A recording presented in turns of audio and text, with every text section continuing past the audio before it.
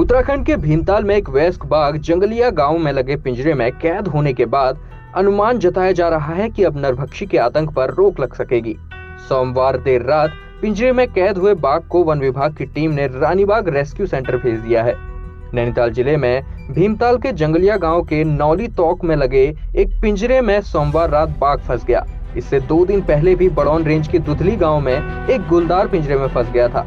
क्षेत्र के 3 में से 2 घटनाओं में बाघ के होने के साक्ष्य मिले थे, जबकि तीसरे की जांच आनी बाकी है। बता दें कि नैनीताल जिले में भीमताल के कसाइल, पिंडरो और ताड़ा गांव में 3 महिलाओं को जान से मारने वाले हिंसक वन्यजीव की तलाश वन विभाग के लिए एक बड़ी चुनौती बन गई।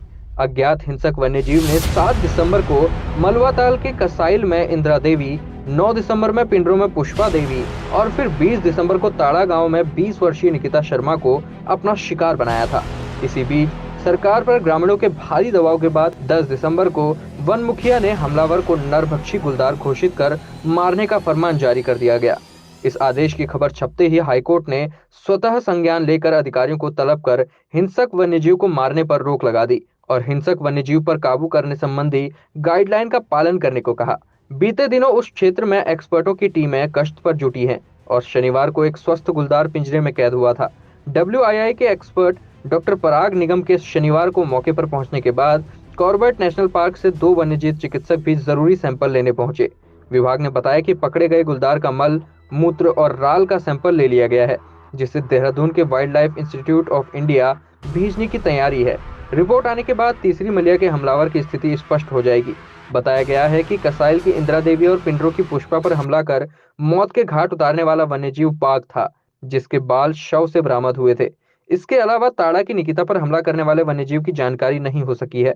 ये भी बताना जरूरी है कि अधिकतर घटनाएं नवंबर से जनवरी के बीच होती है और विभाग विज्ञापन के माध्यम से लोगों से इस दौरान जंगल में नहीं जाने की अपील करता है। हिंसक वन्यजीव हिरण, घुरल, काकड़ आदि को पकड़ने में असफल होने के बाद ये हिंसक वन्यजीव गाय, बकरी, कुत्ता और मनुष्य जैसे आसान शिकार पर हमला करने लगते हैं।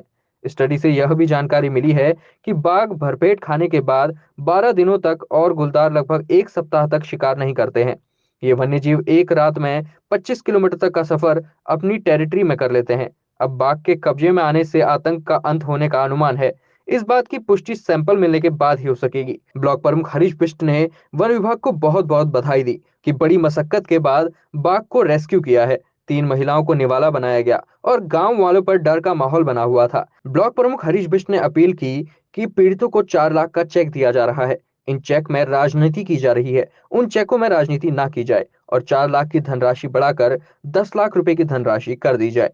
कल रात जो जंगलिया गांव में टाइगर को ट्रैंकुलाइज किया गया है, सबसे पहले वन विभाग की टीम को बहुत बहुत बधाई। जानवरों को जिस प्रकार से यहाँ पर निवाला बनाया गया और 3 महिलाओं को निवाला बनाया गया, वास्तव में पूरे गांव वालों में एक भय का माहौल था। और जिस प्रकार से आज ये टाइगर जो यहाँ नहीं पाया जाता, बावजूद उसके यहाँ पर ट्रैंकुलाइज किया गया और उसे रानीबाग रेस्क्यू सेंटर में भेजा गया है। निश्चित रूप से अभी जब तक उसकी पहचान नहीं होती है कि ये वही आदमखोर है या नहीं, तब तक गांव वालों को सुरक्षित रहना पड़ेगा, सावधान रहना पड़ेगा। अभी भी वन विभाग को बहुत ज़्यादा ज़रूरत है कि क्योंकि शुरू में 3 बाघ देखे गए थे और उन 3 बाघों में से 1 बाघ को इन्होंने ट्रैंकुलाइज किया है और जब तक वो 2 बाघ भी ट्रैंकुलाइज नहीं होते, पकड़ करके यहाँ से नहीं निस्तारित किए जाते हैं, तब तक गाँव वालों को बहुत सावधान रहने की ज़रूरत है। और मेरा एक चीज़ और कहना है, जिस प्रकार से 4 लाख रुपये दिया जा रहा है, जिस प्रकार से उन चेकों में राजनीति की जा रही है, तुरंत उस राजनीति को रोका जाए और उन चेकों को 4 लाख के बदले कम से कम 10 लाख से ऊपर किया जाए और सीधे लाभार्थी के खाते में डाला जाए। चेक बांटने में राजनीति न की जाए, यही मेरा सबसे कहना है। और पूरे क्षेत्र में ज़बरदस्त आतंक मचाया हुआ था और पूरे 20,000 की जनसंख्या बहुत ज़्यादा परेशान थी। कल रात वन विभाग के द्वारा 12 से 1 बजे के बीच उसको ट्रैंकुलाइज किया गया और लगातार वन विभाग की टीम ने और हम सब ने, पूरे ग्रामीणों ने इसमें सहयोग किया। रात को हम करीब 1:30-2 बजे के आसपास इसको ऊपर मुख्य मार्ग पर लाए और वहाँ से रेस्क्यू सेंटर। तो इससे यह लगता है कि बाघ से निजात मिलेगी, परंतु फिर भी सभी ग्रामवासियों को, सभी क्षेत्रवासियों को सतर्क रहने की फिर अभी भी ज़रूरत है।